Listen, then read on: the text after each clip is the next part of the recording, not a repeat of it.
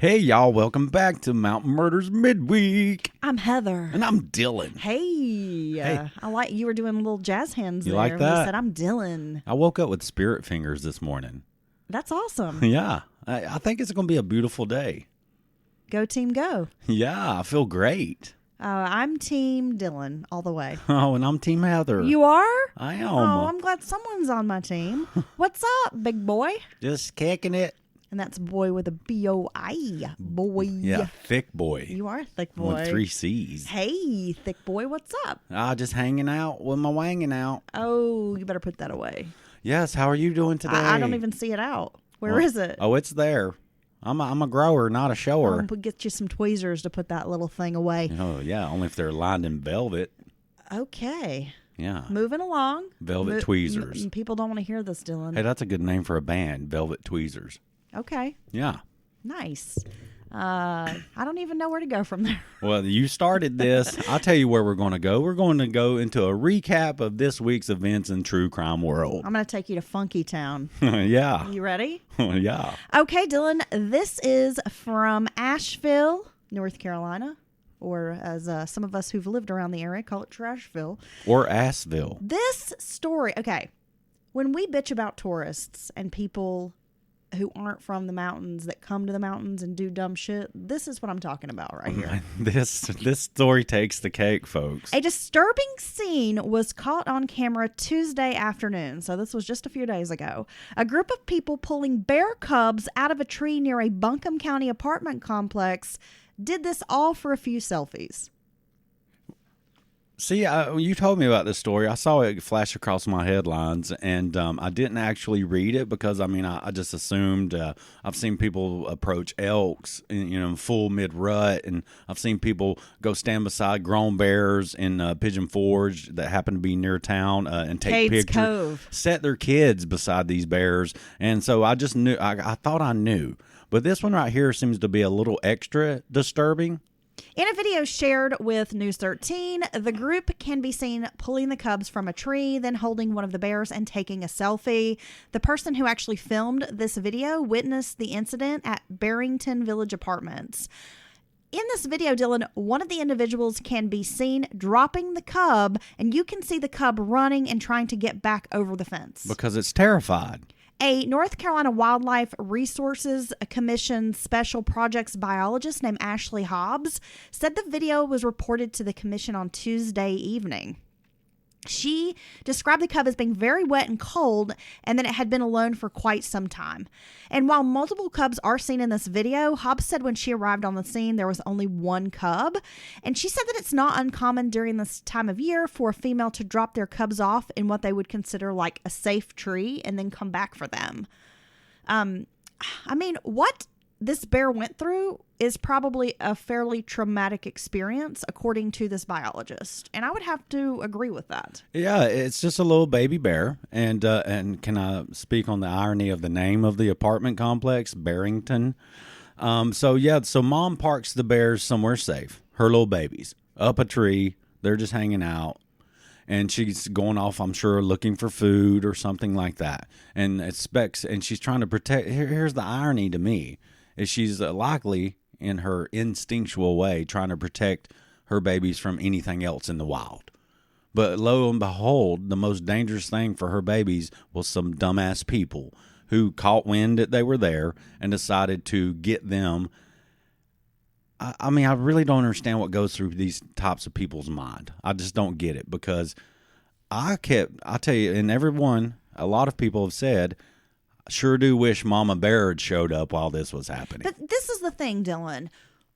When some dumbass tourist or just fucking moron, there's dumb locals too. Well, we get a lot of stories about tourists doing dumb shit, so I'm just going out on a limb here. I'm going to say these people probably are not from the mountains, or they would know better.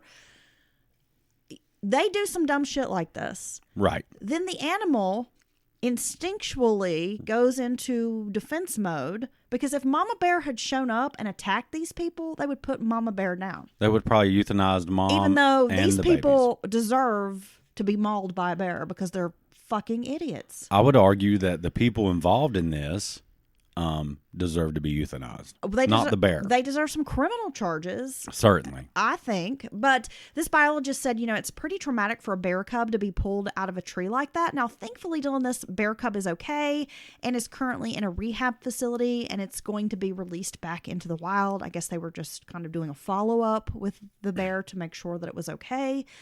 Now, Ashley Hobbs, the biologist, said they did confront these people on site that day and let them know how irresponsible and potentially deadly it could be to separate a cub from its mom by ripping a cub out of a tree like that. And she says she feels really frustrated when she watched the video because of how often she preaches about the need to coexist with these animals and give them the space that they need. I mean, Dylan, it is so frustrating to see people behaving irresponsibly around wildlife because, it's a blessing when you get to live in the mountains or when you get to visit the mountains. It's a treat, and it's a rare treat to be able to see up close a bear cub, but keep your distance and don't bother it. I mean, this is pestering an animal. I would argue the bear cub is not okay because now its family's been broken up. Who knows if it'll ever be, back to its mom or with its siblings again. So it's been forever changed, this little bear's path in life. And I'm sure they're doing everything they can to help the little baby. But here's the thing. All for a selfie. They should have shown up. The cops should have shown up and arrested these people. How is this not animal cruelty? Well, it's ignorance. It's total selfishness. And this is not coexisting.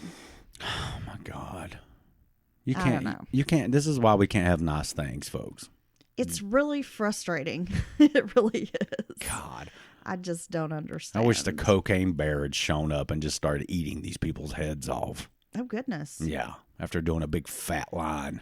Now, Dylan, moving along, this story is out of Pennsylvania. A man is facing 24 criminal charges after authorities said he pretended to be a nurse at an urgent care facility when he was actually just a medical assistant who is not authorized to perform any kind of medical exams. Oh my gosh. The district attorney's office outside of Philadelphia said Ramon Garcia was assaulting and harassing women under the guise of performing medical exams or tests. He was arrested last month when 2 victims came forward. Since then, a dozen more victims have called police. Garcia allegedly performed 2 physical exams of the vagina and surrounding areas, performed hands-on breast exams, watched as patients changed into medical gowns, and in a couple of instances photographed their body parts. He placed the victim's hands on his leg or groin area while drawing blood, and he secretly videotaped and photographed patients in exam rooms and bathrooms of the medical facility. This is a personal violation of the highest order. Number one, it's your medical stuff, which is very personal. A lot of people don't discuss it with anyone, and you would only expect. Now, here's what blows me away is a lot of these people didn't realize they'd been victims. No. Until the story broke. Exactly. And then they all come forward like, wait a second, that guy examined me last time I went. And this is so disgusting on multiple levels. He also gave his phone number to multiple patients and made inappropriate comments about them and their bodies. So he's now facing 24 felony and misdemeanor charges. They include aggravated indecent assault, invasion of privacy, indecent assault without consent, harassment, which is also lewd and lascivious acts, impersonating a license holder, wiretap violations for the illegal use of a cell phone, and possessing an instrument of crime. Wow. Bail for Garcia was set at $150,000 in cash, in addition to his previous bail, which is $99,000.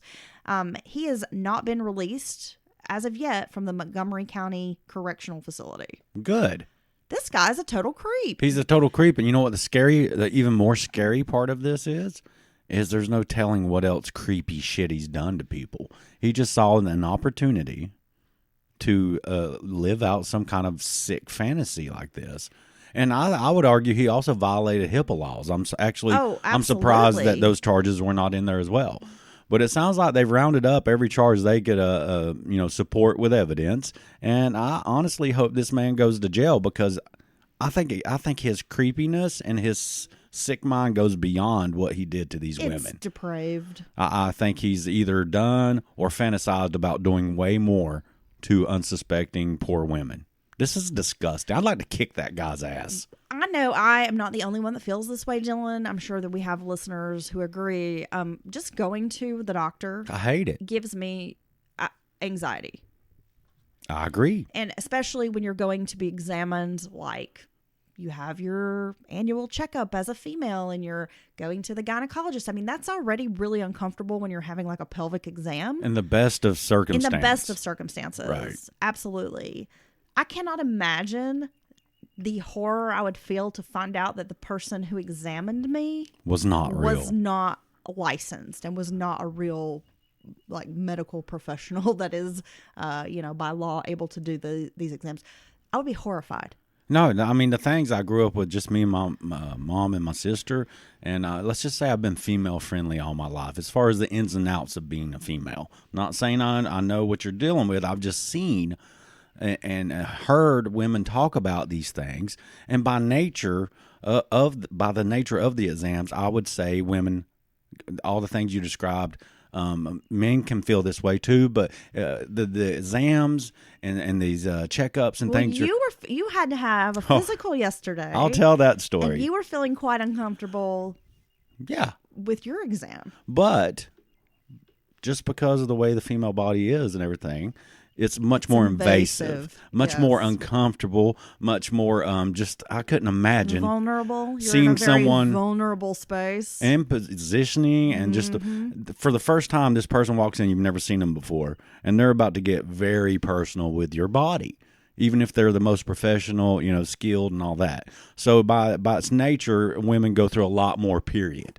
And to know that this creep took advantage of this setting and the trust people have in, I would say people trust medical establishments almost as much as they do religious establishments, and you just think it's safe place for you to do your personal business. But yes, I had to go get a pre-employment physical, and we'll see if we get the job or not.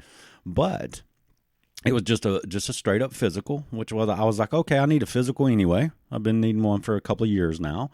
And so, I figured even if they don't hire me, I get this free physical. That's the way my mind works. You don't have to go into all that. So anywho, the woman had to check me for a hernia, and it was a younger girl, a younger woman, and she was like, okay, so, and I thought we was actually going to get out without doing the hernia check. I was happy because I don't want to take my clothes off or drop my pants or any of that, because just going there and answering questions about myself, it kind of weirds me out. I don't like doctors and such. But she's like, yeah, we got to do this. I was like, oh, okay. I was afraid of that. And she was like, I hope you're wearing underwear. I was like, my wife says the same thing every time I leave the house.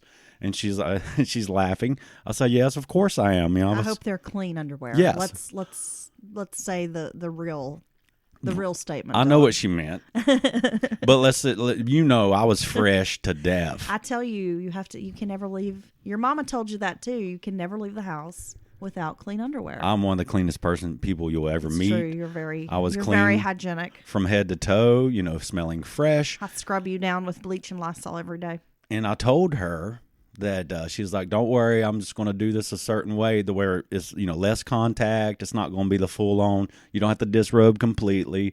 And she was telling me you wouldn't believe how many people show up with A, no underwear on, and B, not the cleanest state, if you will. And I was like, oh.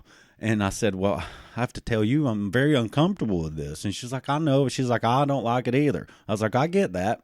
I said, but no one's touched me at all, let alone down there, since I met my wife. So, it was more 6 years ago. And she's like, oh, okay, that's sweet. And then she's like, let's get this thing going, bud, okay?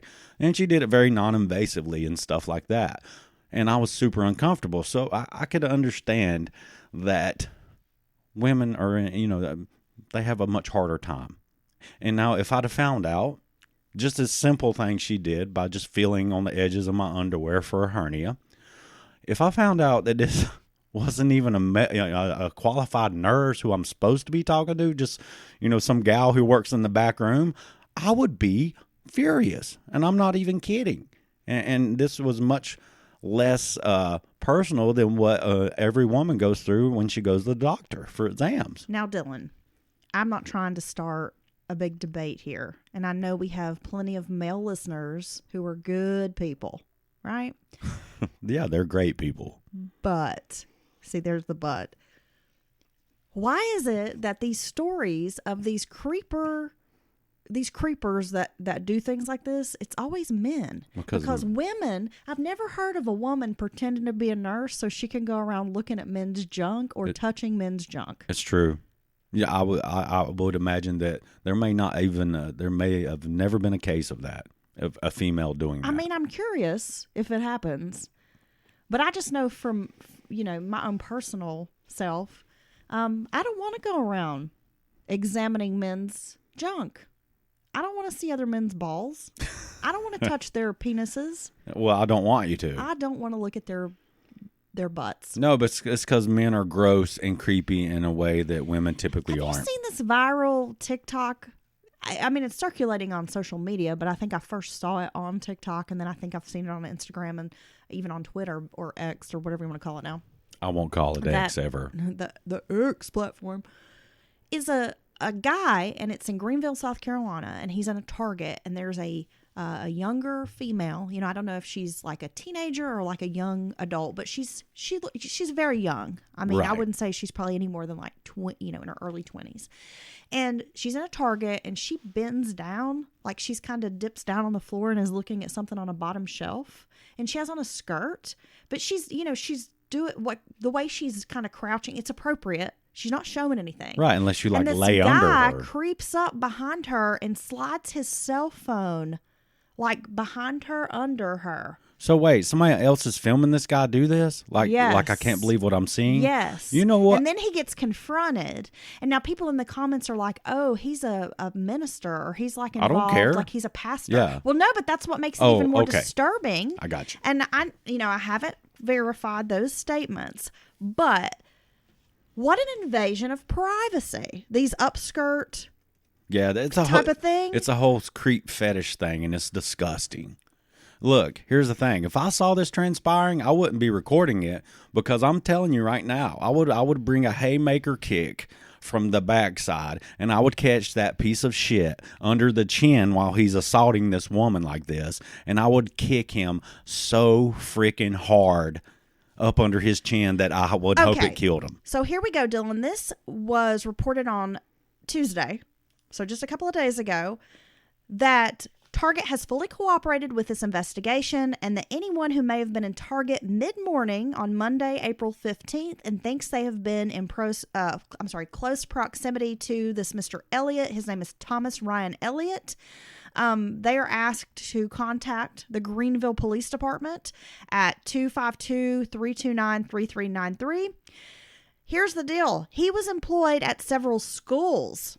Oh, my God. People in comments were saying that he was like involved with kids. He was like a minister or something, but no, I guess he was some kind of educator. His phone has been seized. There's no telling how many people he's done this to. But he has been arrested for felony secret peeping after being caught on video footage inside this Greenville Target store. Police responded to the store located in the 3000 block of Evans Street after being alerted of a person secretly recording this woman. Police say a shopper in the store began recording a man who she believed was following her around the store, and then captured him placing his phone on the floor under a woman's skirt. The shopper continued to record him as she confronted him and then alerted store security and police. The 21-year-old was arrested and later released after posting a $5,000 bond. He was formerly, employed as a Pitt County school. I don't know exactly what he did, but he was at Eastern Elementary School in Greenville. So he has been around children in an elementary school. Wow. This is terrible. I mean, this kind of goes along with this creepy guy that's pretending to be a medical assistant. Maybe not to that extent, but again, no, I think it is a total violation. You don't see women going around sliding their cell phones so they can catch a glimpse of somebody's balls sagging out from their cargo shorts, trying to get a view of somebody's tidy whities. No, I mean it's the skid marks that turn me on.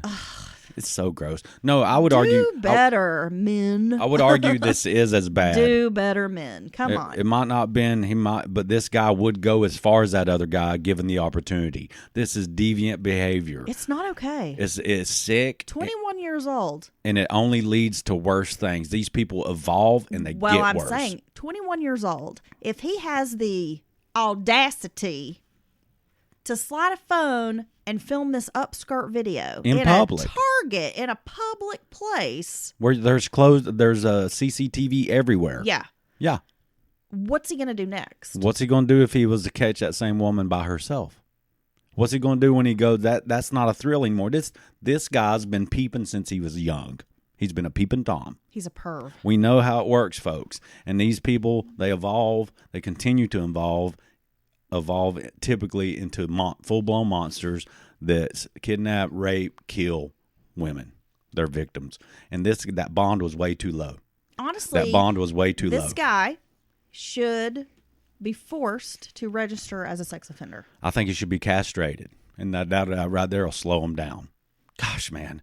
Okay, well, you can save that for your Extremist Views podcast with Dylan. Well, there you go. There's your new podcast idea. No. But I do think that he should be placed on a registry. Oh, definitely. At the very least. He's a sex offender. At least I didn't say they should kill him. That's what I was really thinking. Dylan. Yeah? You can't say that. Oh, I can. It's our podcast, but I'll calm it down. You can't say that on television. Well, but I'm saying this guy's a creep, and he would do... Okay, now when something happens, they're going to come arrest you, all right? You need an alibi. Now keep your mouth shut. Well, I can prove when I was recording the podcast with my wife. You're not Dexter Morgan, so calm down. I wish. I know, the world needs a Dexter Morgan to come around. Let's be honest. All right, Dylan, this is another story that is very sad, but I just don't know what's happening at Myrtle Beach, a.k.a. Myrtle Beach. I got R.I.P. Myrtle Beach because you brought so much joy to people. My whole life, that was the big... That was the spot. That was the spot to go if I was in Eastern Tennessee, North Carolina, South Carolina. Riviera. It was awesome. It's a good beach area. It was fun. It was fun. And it used to be very family friendly. It's scary now. Clean beach. No, it's very scary. So a man who was attempting to escape from an exterior of a building, like he was climbing out of a hotel window to escape gunfire at a Myrtle Beach hotel, fell more than 5 stories in the early morning hours of Sunday, April 14th, according to police. I saw this video. Are you telling me that was at Myrtle Beach? He fell down onto those girls' balcony? The 27-year-old named Jorge Orellana died later that morning from massive trauma to his upper body. He was from Hendersonville, North Carolina. So from our neck of the woods, Dylan, it's about a 5-hour drive from the South Carolina beach. The Myrtle Beach Police Department said in a press release that officers responded to reports of a disturbance on the 6th floor of Hotel Blue. I've stayed at that hotel. Wow. I've stayed there. Around 1:30 a.m. on Sunday, several shots were fired inside a hotel room following what was described as a disturbance. No one was injured by the gunfire, but police said that the participants of the disturbance tried to leave the hotel room, and one of the males exited through the balcony and was seen attempting to climb down the rear of the building. Right. So he's Spider-Man. Well, I was getting ready to say, bud, you're not Spider-Man. The hotel has private balconies hanging off of every room. So it's unclear from the police's brief what prompted him to climb onto this balcony. But he fell to the ground before reaching the 5th floor. He was climbing out of the 6th floor, off the 6th floor balcony. Oh, okay. But fell before he reached the 5th floor. Okay, so he didn't even make it down. I seen another video. A guy fell or came from above and landed on his girl's balcony, and so this is unrelated. So he's climbing out of the 6th floor. He underestimated his own upper body strength, which is very common amongst men. Some of them think they're superheroes, and he didn't make it. He lost his grip and he fell. Orellana was rushed to Grand Strand Regional Medical Center before succumbing to his injuries. Police say that all of the participants have been identified and the firearm has been recovered. I don't know yet if anyone has been arrested in connection with this incident. Nothing. I couldn't find anything about it. Well, it's But, just one more sad case. This And is not okay. yeah, is people showing their ass. I just don't understand. You're at the beach. You're there for fun. You're trying to have a good time. Why do you want to bring your bullshit to the beach? Yeah. Leave your bullshit at home. Yeah, if you got a gun, Rest, relax. keep it put away for Sun your emergencies. buns.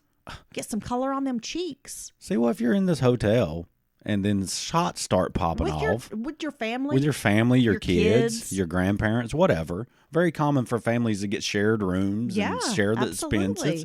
I mean, this is one place you would go and be at your most vulnerable because you do get all your family, grandparents, cousins, whatever, in one place. Your cousins, baby mama, best friends coming along on the trip because everybody just come along. And people know you have fantastic voyage. You have enough drama to deal with just amongst your own family unit. You don't need your people fighting over who's going to get the last bowl of Lucky Charms. Yeah, I mean, come on. You don't need your next door neighbor popping off shots and then people Dad snoring, keeping everybody awake in the condo. I get it. And then people evacuating the area, and then you see a guy fall and die.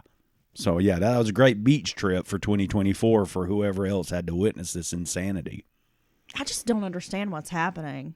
Is the world just going crazy? Is everybody all to hell? It ain't real. No more. I know. I'm starting to believe that we really are in a simulation and that the program is glitching.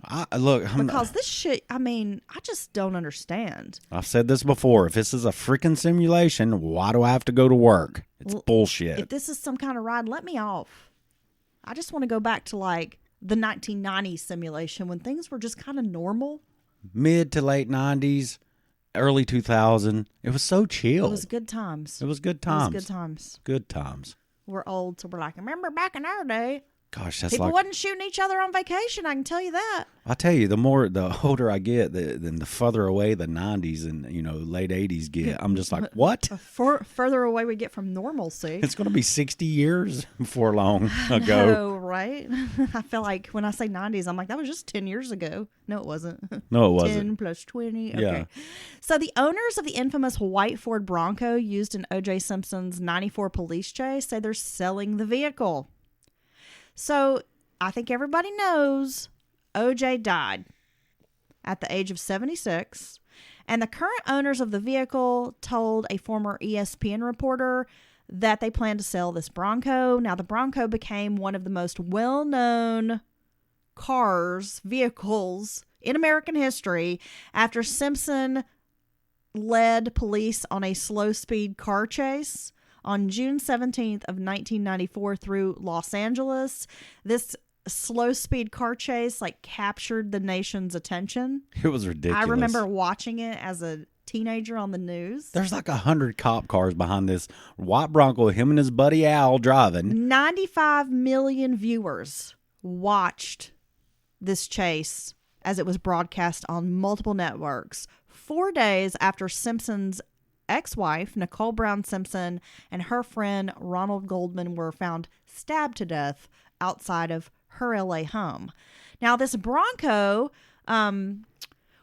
Simpson, you said Al Cowlings was driving the Bronco. Right. And Simpson was sitting in the back while his former friend and teammate was driving. Yup. Now, this vehicle has been on loan to the Alcatraz East Crime Museum in Pigeon Forge, and it's been on display since 2016. I saw it there. Yeah, I know. Yeah, so I know a lot of our listeners have been to the Alcatraz East Crime Museum. They've commented on posts and they've messaged me like, "Have you been here?" I mean, it's a pretty cool crime. I mean, they got a lot of good artifacts. Now, did they have one of the other? They have Ted Bundy's Volkswagen. I was going to say, I would say that white Bronco and Ted Bundy's Volkswagen, little yellow beetle bug, are two of the most notorious true crime vehicles. Besides the Bonnie and Clyde car. Pew, pew, pew. Shot full of holes. Oh, yeah. Now, this car was originally owned by Cowlings, who is, I guess he's 76 as well, so he and OJ the same age. And two of Cowlings' friends and Simpson's former agent co-own the vehicle, and now they are planning to sell the car. So this June will mark the 30th anniversary of the car chase. Again, Dylan, 30 years ago.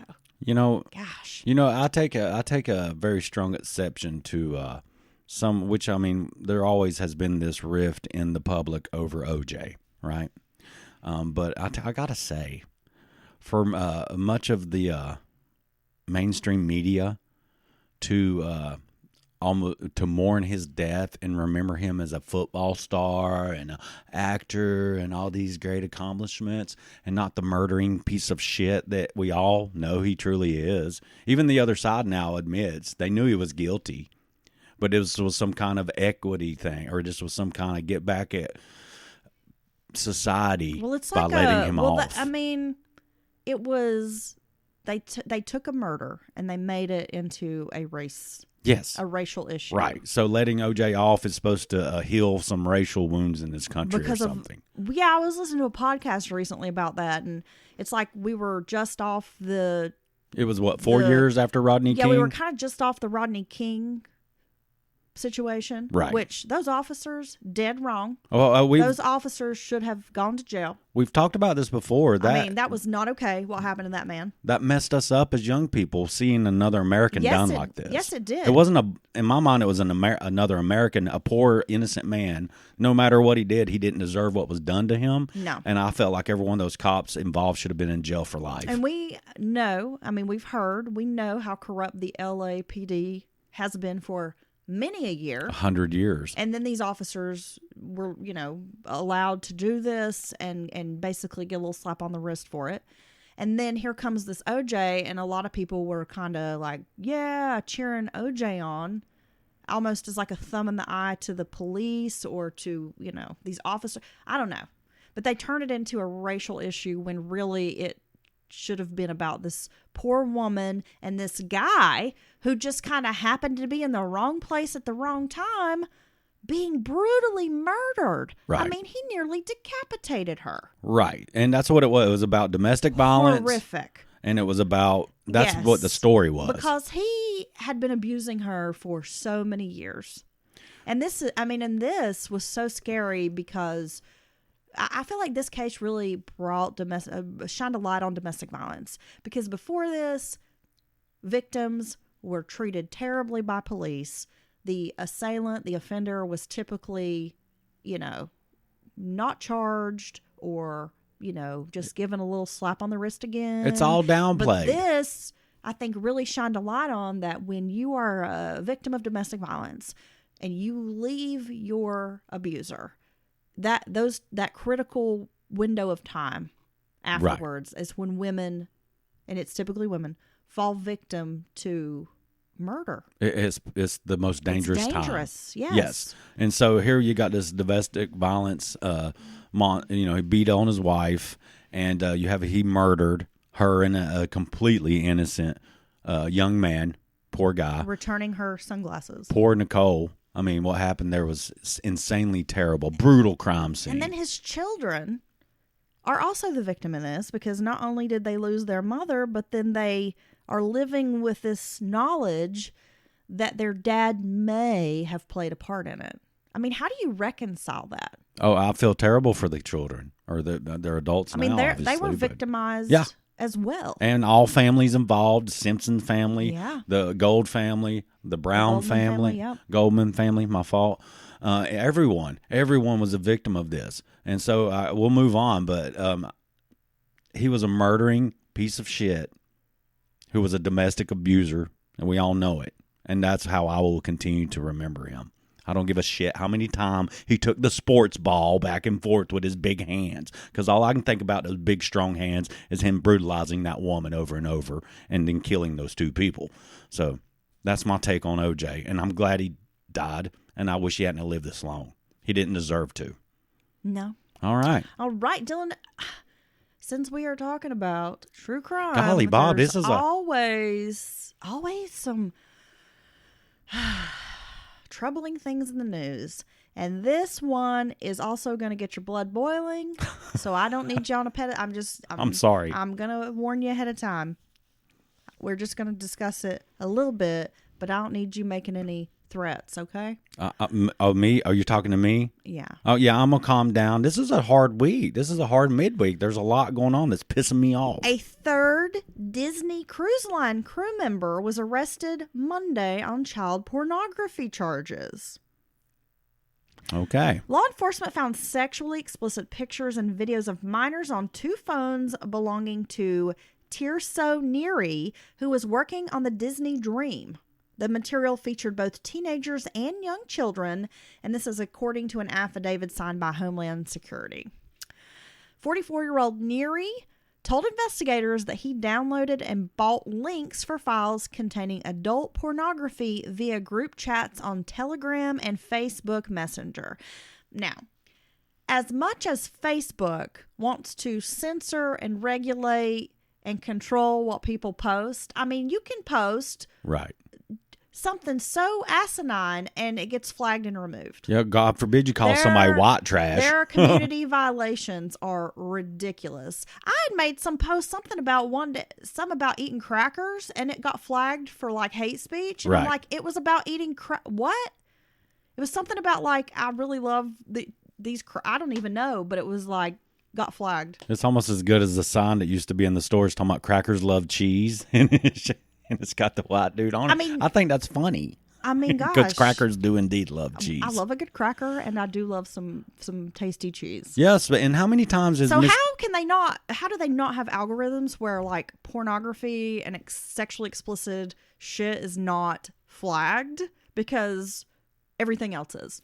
How many times have we seen the Lizard King, Mr. Zuckerberg, testify in front of Congress about this very thing, about how near and dear to Facebook's heart it is to protect people and to censor, oh Lord, God forbid some misinformation, or fake news. But this right here should be at the core of all these mega corporations protecting children who own all these platforms, YouTube and Disney should actually do an even better job because their business model is and they have this children. Theme park, and they have cruise lines.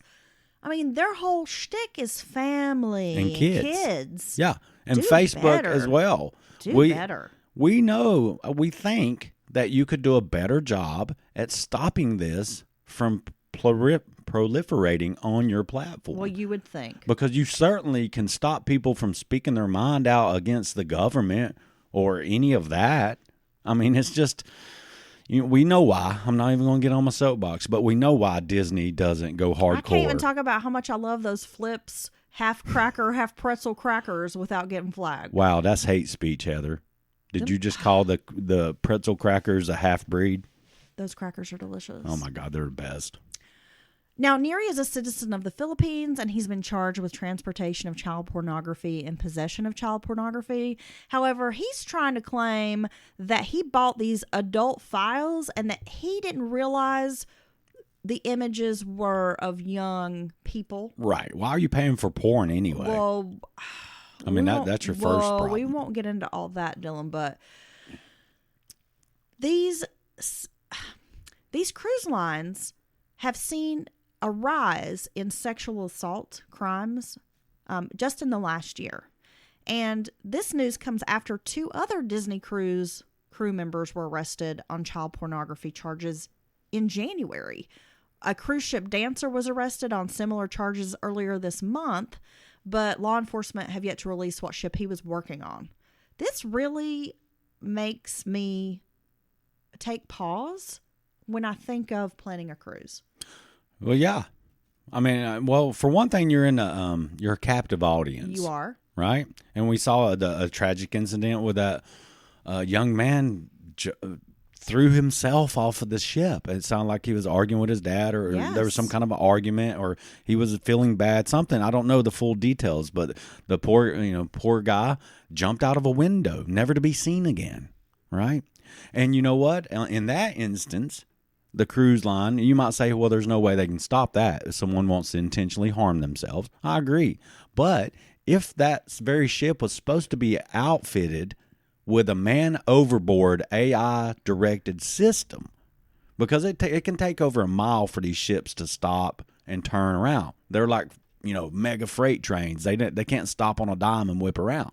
But this system will actually track the overboard person. For A, it will alert instantly that someone's went overboard, and it will start automatically shifting the ship and doing what needs to be done to stop and recover the person out of the water.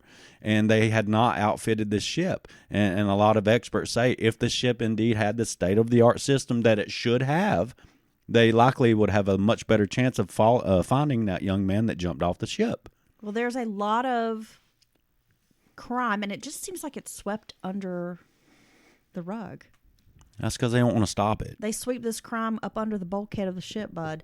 And the, I guess, lay person, just the average person doesn't know of these things, or they probably wouldn't book a cruise on some of these lines. The other thing that freaks me out about being on a cruise is the noroviruses. I'm always afraid I'm going to... This is my luck. Stop. Okay, my luck is... It's so scary. I have such bad luck. I mean, we went to a music festival, paid a fortune to go to this festival, and the minute I arrive, I have COVID, and I'm sick as a dog. Yeah, you were literally getting sick on the way down. The entire time. So that's the kind of luck that I have. So I know I would go on a cruise and I would be the person that ends up with one of those noroviruses and shits myself to death while I'm on a boat in the ocean. Gosh, that's what would happen to me. I just know it. I remember it helps me remember during the pandemic some of the horror stories. My tummy hurts all the time. I can't imagine being on a cruise ship in the ocean with my tummy hurting. It's not going to be okay. Yeah, the horror story of these ships that were in mid-circuit when the pandemic started. Oh, yeah. And there no ports would take them, and they're international ports, and they couldn't get off these ships, and ships started running out of supplies. The sewer system's overrun. There's just, oh my God, that right there. And we've heard of outbreaks before of various, very contagious things like the norovirus. It kind of makes me not want to go on a cruise. Right? And now you add on top of these things that could happen that is beyond people's control. There could be some weirdo like this waiting for me to take my off of my kid for a second. I know. Yeah. And that's scary. And so this guy's claiming, I was getting adult, porn, I thought. From Facebook. I mean. I'm saying, but why is it still on your phone? Why can I still pull it up and it's not? I didn't even have to hack your phone and look in whatever. Well, we know what it is. Because you're a weirdo, and I hope you drown. Now, Dylan, here's a headline that is really funny, in my opinion. It's a crime headline, but it's just goofy. We need some funny on this one. Police solve mystery of cocaine bricks washing up on beaches. Now, does it take a genius to figure out what's going on here? What do you think? The fish are floating their bales of cocaine around the ocean? You got some little, I don't know, a little squid on the bottom of the ocean floor who's trying to sell some lobsters a bale of cocaine? I feel like it'd be a hammerhead shark with an overcoat on. Psst, psst, come over here by the reef. I got something for you. Hey, I see you swimming by the coral reef. The only mystery would be whether or not I could get that all out of there without anybody seeing me so I could sell it. Okay, so an alleged drug trafficker has been charged after being linked to bricks of cocaine that mysteriously washed up on Australian beaches in 2023 and early 2024. So it's an unnamed 36-year-old man from Brisbane, Australia. He's been allegedly the head of a domestic crime network who directed the collection and distribution of multiple large imports of cocaine and other illicit drugs. And according to the Australian Federal Police, the man imported more than 2 tons of cocaine into the country last year. Street valued at, get this, Dylan, $617.5 million. Yeah, they always exaggerate. That is a lot. 2 tons. So that's 4,000 pounds. That's a lot of bricks. 4,000 pounds of cocaine, folks. And this is the uncut, so it can be stepped on. This is definitely... Here's the scariest thing of this is that guy is dealing at the highest level. Right? These are cartel directed. We've heard of those connections. Like cocaine submarines. Yeah. That are being used. Yeah, there's all these different ways, and what kills me is they'll literally send 10 shipments, and they only expect 1 or 2 to get through. The rest could get seized, but they're still making a ton of money. I say you legalize it and just let the citizens, whoever wants to do coke, can go do it. I don't know what to say. Well, they're saying that the cocaine was seized by authorities after being dropped from a bulk cargo ship and brought to a coastal town. 6 other men have been charged in this incident as well. The man is also suspected to have been involved in attempts to import over 22 tons of cocaine, methamphetamine, and heroin into Australia since late 2023. And in other plots to bring cocaine, MDMA, and methamphetamine into the country between 2022 and 2024. And so they're hoping this man, that his arrest serves as a warning to other serious offenders. But this is a shell game they've been playing for 50 years plus, okay? It's not going to do a damn thing because right below him's 10 other cats who are willing to take his position, and they will. It's not going to stop anything. They don't care how many people you arrest. They don't care how many people they kill. It'll never stop. The policies that you are using do not work. Spraying fields in Colombia to kill the cocaine fields and poisoning villages' groundwater, it does not work. All the violence at the border, all those poor innocent civilians in Mexico have been caught up in this cartel violence. It's never going to stop. So why don't you try something completely new and innovative? I mean, the war on drugs is it's a money laundering operation. an epic failure. It'll never work because you have a certain percentage of people that want to do the drugs, right? I mean, it's no different than the people that are like blaming sex tourists and tourism from other countries for what's happening to children in their home country, because you're participating in what's happening to your citizens are participating in as well. It's never going to stop. Okay, you're right. I mean, we've discussed this. I had watched, I believe it's called Trafficked. It's a show that's maybe on Nat Geo. I couldn't watch that. That was too hard for me. But it was in the Philippines, and advocates there are blaming foreigners, specifically Americans, for sex trafficking. Because you can go there and buy a kid. Well, you're coming here and you're the reason why this is happening. But they're not at all blaming the parents who are willingly exploiting and selling their children. I'm not for the monsters. If you were not, I know, but it's like you can't blame other people. You have to take a look at what's happening in your area. And if people are willing to sell their children, of course you're going to get these creepers come there. That's it. Your willingness to sell your children. So it's like, is what's attracting these people to your area. And none of it's okay. And if your poverty's that bad, I feel that tugs at my heart too. Yes, so that needs to be examined and like, how can we change our economy? So that people don't think this is what they have to do to survive. I mean, I don't know. It's really fucked up. But you can't always blame. You have to have some personal accountability here. And right. If you're a parent who's willing to sell your child, you're the problem. Because I don't know, it doesn't matter how poor I am, how hungry I am, I'm not selling my kid. I'm just not. That is something I would never think about. I would never sell my child. No. So in the case of these drugs, our part in that is our parts of our society want the drugs. We're the market. Yeah. It's a very, very valuable, lucrative market, billions and billions of dollars. And what we're doing to try to stop this from happening hasn't worked. Mm-mm. So we have to re-examine that, and we have to try something different, be it more money in treatment, be it legalizing it in some form or fashion and creating cocaine villages where people who want to do it go live and get quality, clean product, and they do it till they die. I don't know. And you can have some jobs in little factories where these people work night and day because they never sleep. I don't know what it looks like. Well, of course, I'm sure someone out there right now is screaming, Seattle, policies in Oregon. Yes, I know it's not. It's very scary, but what we're doing is not working. We need something new. That's all I can say about it. No, absolutely. And that guy was operating at such a level. He was dealing with the scariest of scary criminal people who will kill you and your entire family. I just can't stop thinking about the hammerhead shark drug dealer. I feel like this could be an adult cartoon. Oh, it totally could be. Right? Yeah. We could call it the Reef. And that's like the bad part of town. Oh, gosh. The wrong side of the reef. Yeah. See, I'm already outlining it in my He's down in the trenches. Yeah. He's a trench shark. Yeah.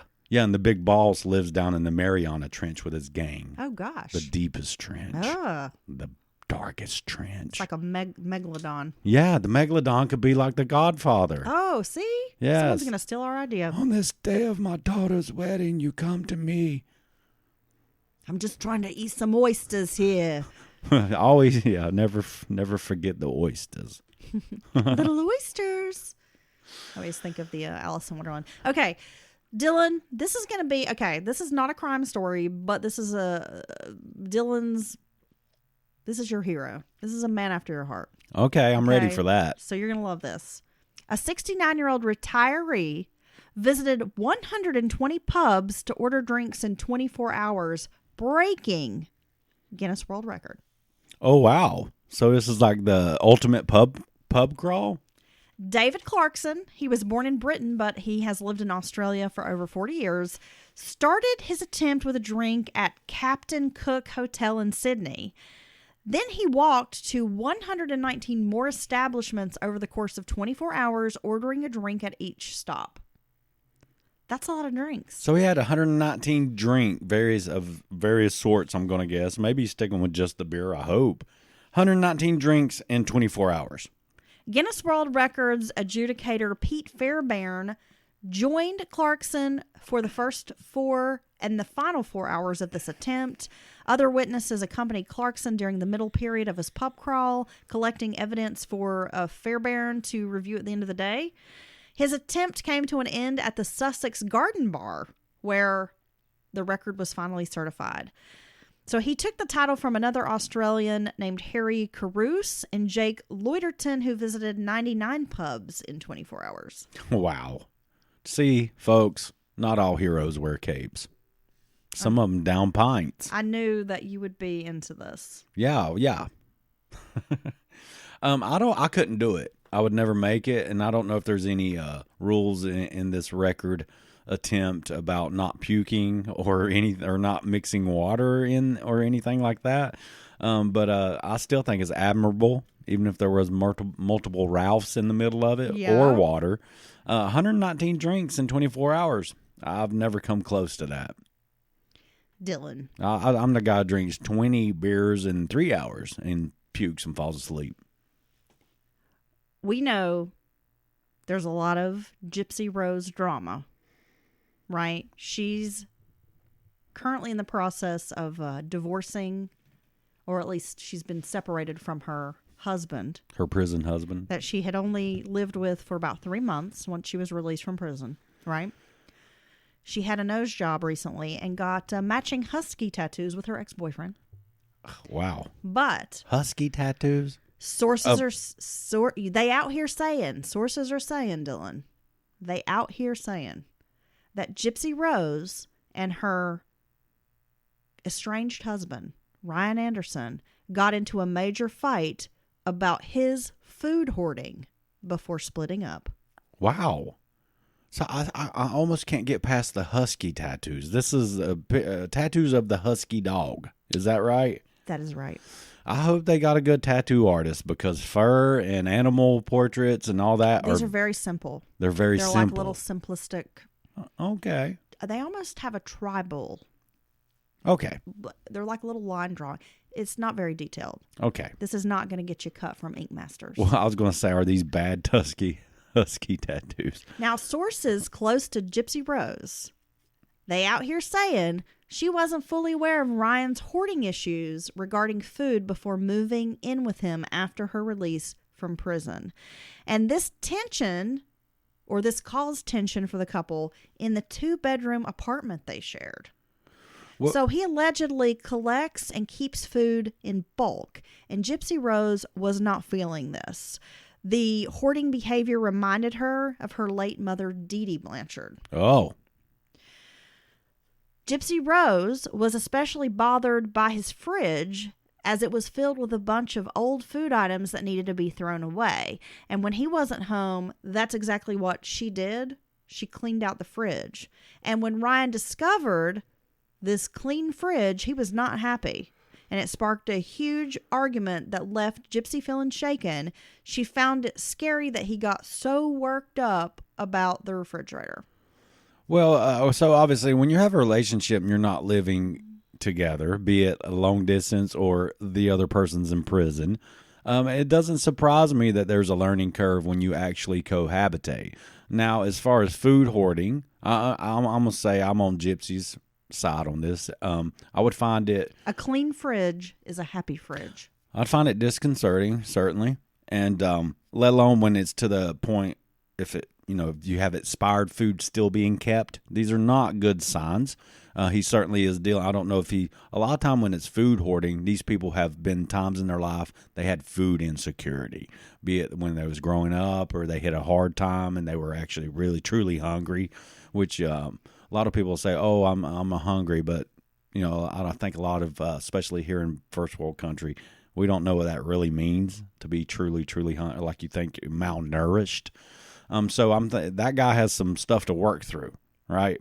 But her cleaning it out like that without any discussion to him, we know because we're fans of watching shows like Hoarders and things like that, it's going to set him off. It's not going to help him. It's going to make him want to get it all back again, right? It's a very slow, tedious process to get people that are in that state help separate from, because it's themselves from the items. There's feelings there, or there's something there making him do this, and just getting rid of the stuff's not going to fix it.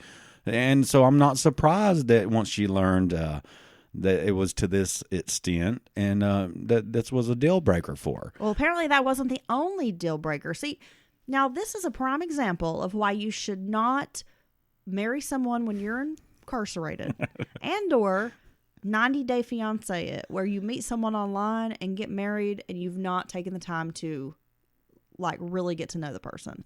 Because they also butted heads about his snoring, which kept her awake. And she said Ryan loved running a furnace or liked, I guess, a hot room at night. Oh. And she likes to sleep in a cold bed. See, that's a deal breaker. I mean, these are things you got to... I guess when you add all of this up, I mean, it is a lot of life adjustments for Gypsy Rose, but I think it's a good learning lesson that you can't rush into marrying somebody when you don't really know them that well. That's true. It's a great point, and I think this is something that very commonly happens with these couples who get married and have never lived, for whatever reason. They don't have to be in prison, but you've never lived together. And I mean, I could see this being an issue in arranged marriages. Now, Dylan, I got to get married to this person I don't even know, and cohabitation, or say you're both at different colleges and you finally get graduated out and move in together. You don't really know someone until you live with them. And then you don't really know them. Oh, I know you. You know me. They can be a stranger to you. Yeah, taste the biscuits, baby. Well, on a side note, because I want to get back to this discussion about Gypsy Rose, you don't really know someone until you live with them. I was actually reading, it was an old interview in Vanity Fair magazine with Georgina Chapman, the wife of Harvey Weinstein. Oh my, please don't do this. I have to say, after reading this interview with this woman, I have a completely changed view of her and their marriage. I think I understand it a little bit more. And she was blindsided by these charges. I mean, she's like, people always want to be like, oh, she had to know. And she's like, I really had no idea, and how much it's impacted her life. Because people automatically assume that she was somehow complicit in all of this. Or at the very least knew about it and didn't report it. Yes. Right. And, but she was like, he was a great husband. He was a great father. My kids adore him.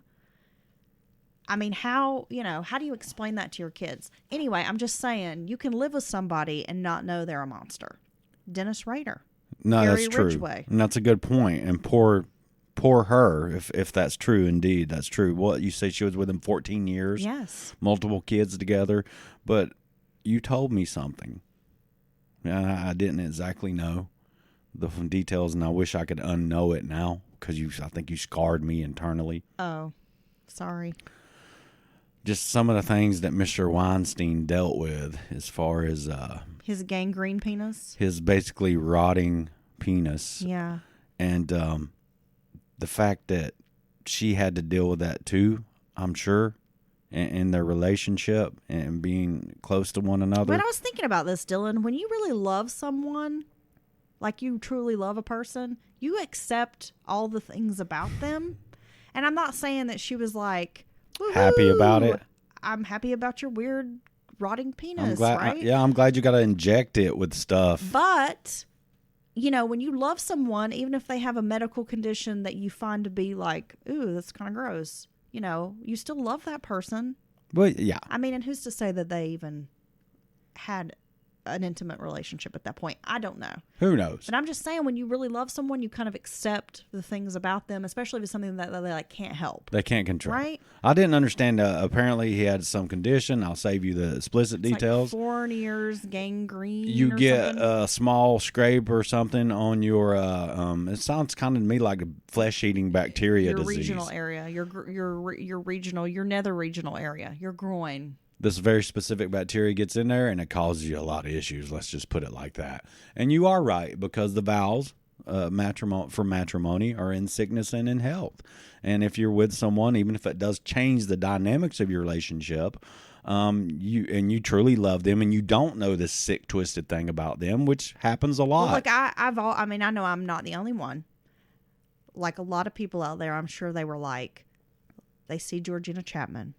You know, she's a former model. She's this fashion designer. I mean, she's a beautiful woman. Dylan, don't give me that look. She don't do it for me. Well, I don't care. She does it for other people. I think she's a very beautiful. Yeah. She's a very beautiful woman. Yeah, I guess. And then Harvey Weinstein. He's gross. I mean, just visually, you know, he's maybe not the most aesthetically pleasing man. He's not conventionally attractive, as they would say, right? But she's married to him for a long time, 14 years. You know, and it was hard for her when all this news came. I mean, she loves this man. They have children together. They've built a life together. But a lot of people were like, what does she see in Weinstein? Oh, it's got to be just money, right? Yeah. But when I was reading more of her story, I guess I have a more understanding of her. Before Weinstein, she'd only ever had like 2 boyfriends. Wow. I mean, so, you know, she meets this guy and she said he was super supportive of her and made her, because she said, you know, she's always liked a lot of confidence in herself, and she was a model, but she was never like she said she didn't like it. She didn't like people looking at her. Like, she had a lot of insecurity and she didn't have a lot of confidence. And she said he really made her feel special and like she could do anything. And, you know, that's some of what made her fall in love with him. It's just how he treated her and the confidence he gave her and the way he was so supportive. Yeah. And that could. So I'm like, okay. I mean, that explains to me. But anyway, I'm just saying, you just never really know somebody. That's a great point, because I think a lot of people may see a model and they assume things about that person, right? Which is not okay. You think they're into themselves or vapid or shallow. You know, she's a fashion designer. She's one of the co-founders of Marchesa, which is a big line. But, you know, he really helped her. And then a lot of people are like, oh, he built her career. But it's like, no, she's talented. I mean, he may have helped open a door here and there, or finance but something. But she has talent, and the designs are beautiful. I mean, there's no denying that she makes beautiful clothes for beautiful women to wear. So even if you're going to feel beautiful in one of those dresses. Even if she doesn't ever marry or meet Harvey Weinstein, she likely would have had a very good career anyway. Probably. She's a former model. She has plenty of connections of her own. Comes from a well-to-do family. And people always... So she didn't exactly need Harvey's money. People always assume in these situations with an attractive man or woman is with someone who's not, but yet very rich. They assume exactly what you say. They're just with them. And I'm sure it's true in some cases, but that thank you for that insight, because that really helped remind me that you shouldn't make assumptions about people. Well, you shouldn't. You know, and you can't judge a book by its cover. But at the end of the day, I think even when you're married to somebody, you don't really know them. Look, they can keep secret parts. You can't judge a book by its cover, but it does let me know whether or not I want to read it. Boom. There you go. There you go. You like that? Now let's get back to Gypsy Rose. She's filed divorce documents, right? And a big takeaway is the fact that she's requesting spousal support from Ryan, both in the interim and in the long term. And she is also asking that the court deny Ryan's spousal support from her end, arguing that he's not entitled to it. What? Now, Dylan. What? Hold on a She second. wants him to pony up dough as their marriage ends. So here's my question. What do you think about that? Well, what's her reasoning that she deserves it and he doesn't? Well, she claims, this is her reasoning, Dylan, that Ryan is the one responsible for their dissolution of marriage. Therefore, she doesn't believe that he's entitled to any cash payments from her. Gypsy says she's dead set on divorce and intends to live separately from him without reconciliation for the next 180 days, which is legally required. So the date of separation has been listed as March 25th. And they don't have any children together. She isn't pregnant. But she goes on to say in these documents, they are not in a covenant marriage, which means they didn't agree ahead of time to try counseling before going down the road of divorce. So in other words, she's got a clear lane to end this and get over with it officially. Well, do it then. Who's worth more? Does it say who has more money? She wants to get her maiden name back, which would be Gypsy Rose Blanchard, obviously. Well, yeah. And she says she does not want the divorce to play out, or she doesn't care. I guess she doesn't care if it plays out in the public setting. She's not really trying to keep it private. Yeah, that's because that's her bread and butter. But she does believe that she is entitled to money. I'm wondering who has more money, because that, to me, that matters. And when, people will argue, when was it accrued? Is it during the relationship? All that. I think, and look, I'm a fair person. I think when people separate and they've been together, especially for a long time, it doesn't matter who worked, who stayed home, or any of that to me. I'm a fan of complete liquidation, or whatever it looks like, a 50-50 split of everything, down to cutting the couch in half with a chainsaw and you take half of it. I'm a fan of that. I think it's the fairest thing, right? And especially if you built this life together. But when you get into this, alimony for all these years, or spousal support. They've been married 2 years, and she was in prison for the majority of that. Okay, so I just don't believe she's entitled to money. I don't think either of them are entitled to money. He should not have to support her financially. No. Now, if they'd been married like 30 years and she'd been a stay-at-home mom and she had taken care of their kids and kept the household while he built up a business, support his career, right, and all that, yes. 50-50. But I do not believe that he should have to financially support her. I don't understand. Get a job. Well, I'm sorry. I've got to guess she's gotten chunks of money, considering she was. Well, it's. Yeah. Lifetime TV and all that. No. I suspect she has more money than Ryan. I could be wrong. I could be dead wrong. But he doesn't. I'm sorry, but he does not owe her money. They don't. I don't think they owe each other anything as far as money after the fact goes.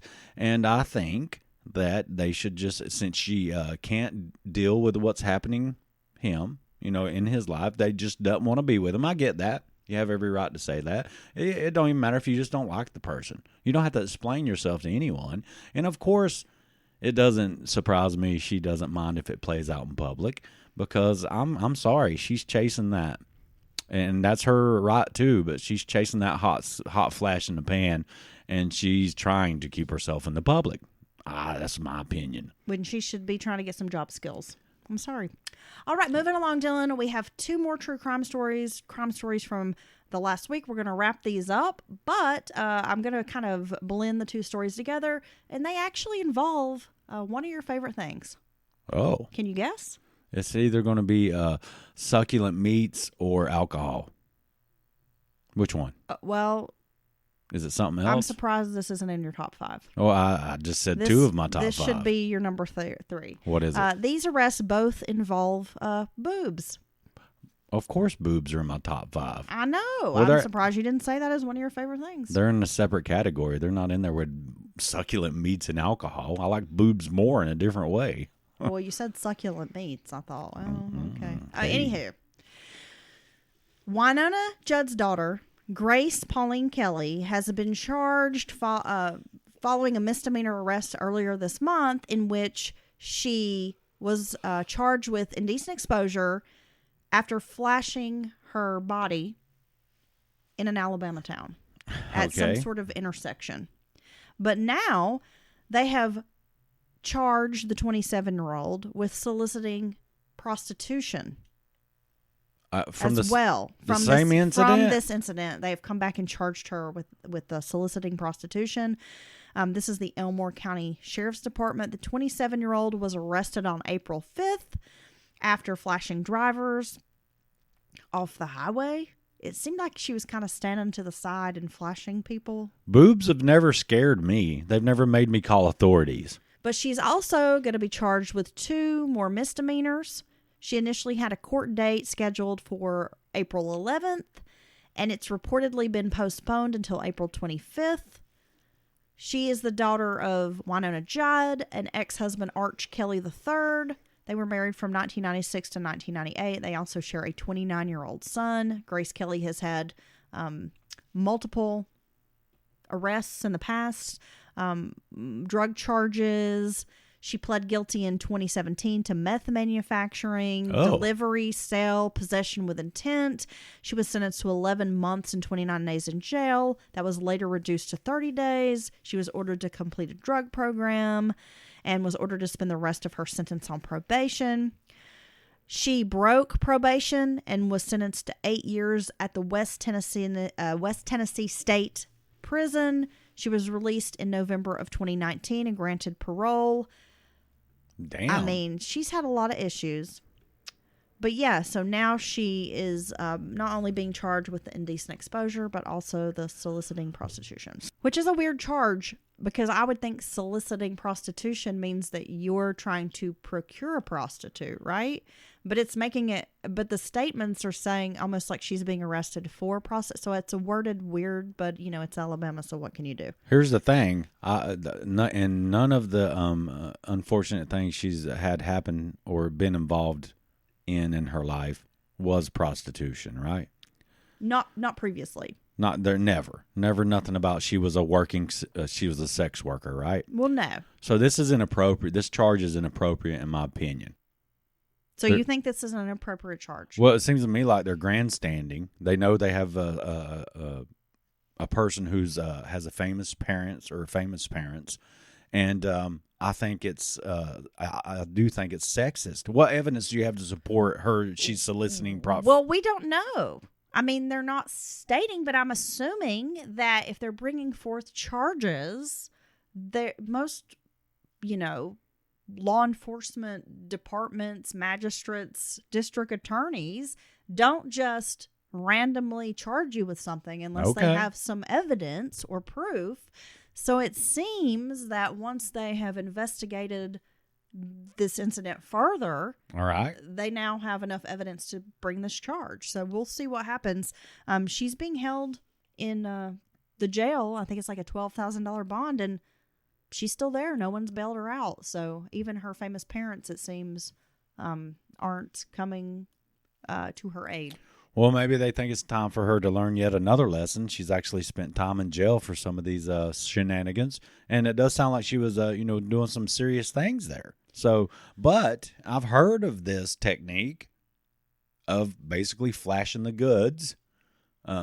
Prostitutes have been known to do this before to catch people's attentions and let them know, hey, you can get a piece of this. So, I mean, if that is indeed what they think she was doing. Well, I mean, I know it's awkward, but we can tell them the truth about how I met you. You were flashing. Yeah. And you caught my eye. Mm-hmm. That's how we ended up together. Swinging in the rain. That's what she was like, oh, I need that in my life. I mean, swinging, that's a little stretch. Well, I was talking about my testicles. I know yeah. That's not a stretch. Oh, please don't talk about that. Yeah. Nobody wants to know about your little sag bag. I came in like a wrecking ball. Or you came in like a little sad deflated balloon with some little like meatball. Look. Like if you had a little sad deflated balloon that was kind of stretched out. Yeah. It's been out in the grass and weather for some months. Mm-hmm. And then you shove 2 little meatballs down in it. That's right. And you just had this little saggy. That's more what we're talking about. They're actually big meatballs. Okay. Little and meatballs. You think I can't knock over a little Lego set, a little 20 or 30 piece set with that? I know what you It is a wrecking ball. Look, you're gross. Nobody cares about your sagginess. Now, back to the boobs. So not only did she flash everybody, but Glorilla What? A rapper has found herself in jail this week after cops busted her for a DUI, and she had some sort of wardrobe malfunction while this all went down. She was booked early Tuesday morning on suspicion of driving under the influence, consuming, possessing an open alcoholic beverage container, and separate traffic charges in Gwinnett County, Georgia. She was hauled into the jail. Boobs out. But I guess while this happened, she had some sort of wardrobe malfunction and just let it all hang out, Dylan. Glowzilla? Glorilla. Glorilla? Yeah. I've never heard of that one. That rapper, that is. So I guess her boobie slipped out from under her clothing while she was doing the little breathalyzer. And, you know, they make you do the little hop, skip, jump, walk backwards, walk a straight line, you know, the little sobriety test. Yeah, you know what's funny? When you pass that test, they get pissed off. They get mad when you pass it. So she... in my experience. Yeah, so she had what they called a wardrobe malfunction while she was drunk on the side of the road doing her little sobriety test. Sound like she was okay, she shouldn't be drinking and driving. I've learned that lesson myself personally. It's very dangerous, and it's just inappropriate all the way around. You can kill yourself or someone else. But it sounds like she was in a bit of a hot mess state, and I feel bad for her. This is why I'm really glad that you have stopped wearing spaghetti strap tank tops. Yeah. When you drink. That's true. This happened to you all the time. I stopped calling it a wardrobe malfunction because that's how I wanted my wardrobe to work. Well, we know. It was effective application of wardrobe is what I started calling it. Okay, Janet. When my moobs would pop out. We call him Dylan when he's nasty. Hey, I'm turning those moobs into pegs. He's nasty. Yeah. Nasty. Oh, I gotta say, we have been doing, going around and visiting various karaoke sites in our travels, and it's always fun because you never know what you're going to see. You're going to see the good, the bad, and the weird. But we had the experience at the karaoke bar in Raleigh, North Carolina. We were like the oldest people there, except for the Predator guy. Yeah, we ran him off, and I was like making too much eye contact with him. Yeah, letting him know that I know. That he knows that I know what he's up to. Right.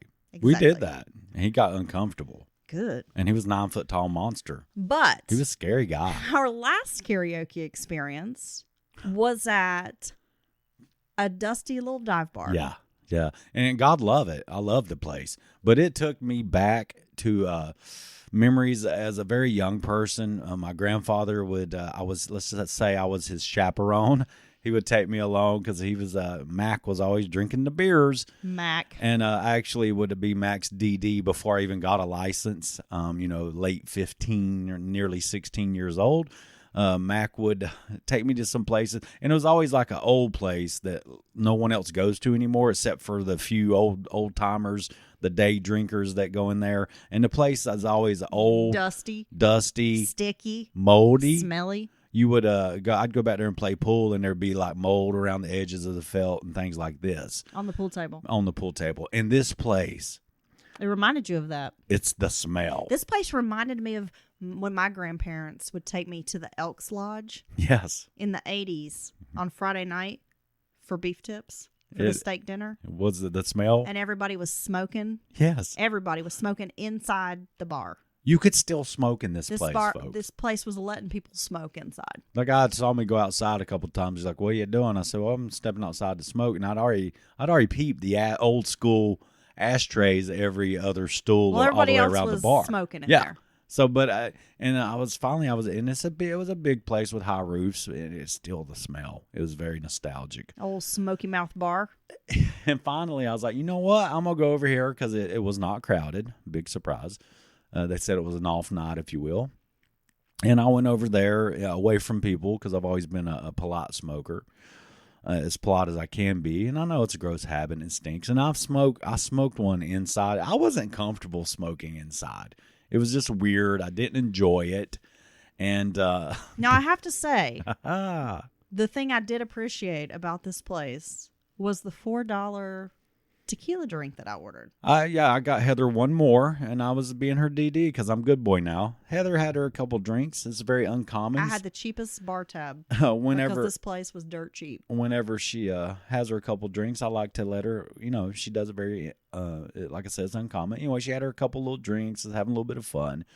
And we was running a little tab, and she'd had a few, and I'd had 2 beers. I was wilding out. I know. Congratulations. You were being good. That beer, I got to say, that beer tastes so freaking good. But anywho, I go to get her one last drink, and I'd paid our tab, and I didn't even look at the price, I just, gave him a little $10 tip and signed the bill. And so I had a few bucks on me, and Heather's like, maybe one more. And she's funny. She'll be like, oh, I'm good, plenty. And then when she started, that little buzz I've really had my kicked 2 in. drink minimum. I'm good. But then she's like a little, it's the cutest thing. She'll be over there with her little, it's the little tiny plastic cups. And her drink will be empty. My little straw. And I'll look at her like, I'm wondering if maybe you want one more. This tequila sunrise is really tasty. And then you look at me like with a little smile, like and make your like, I don't know face. Please, Daddy, may I have another? So yeah, I know that. I'm a poor boy who needs a bowl of soup. Please. She's lost all her clothes on the way to the farm. Please bring me some tequila soup. So I go up to the guy. I have a 20 in my wallet. I'm like, yeah, let me get one more of those. One more. This is it for real. He's laughing. I'm like, okay.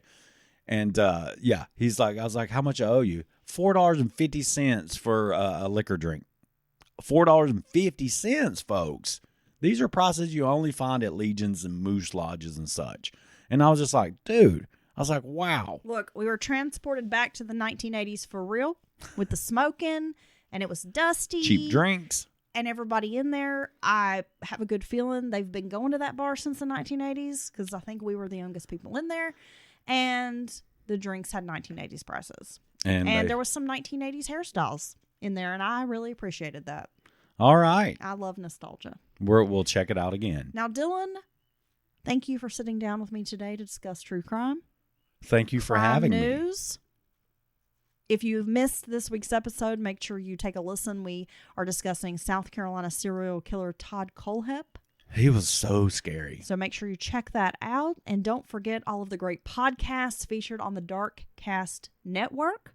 Horrifying History. I know they just dropped a banger episode this week. You've got Rainbow Crime. You have all kinds of good shows on the Darkcast Network. Dylan, I hope you have a great week. I hope you do as well, Heather. And I hope this podcast finds everyone happy, fed, and safe. Stop. It's not our tagline. It's mine. It's not. All righty. Okay. Bye, Mama. Bye.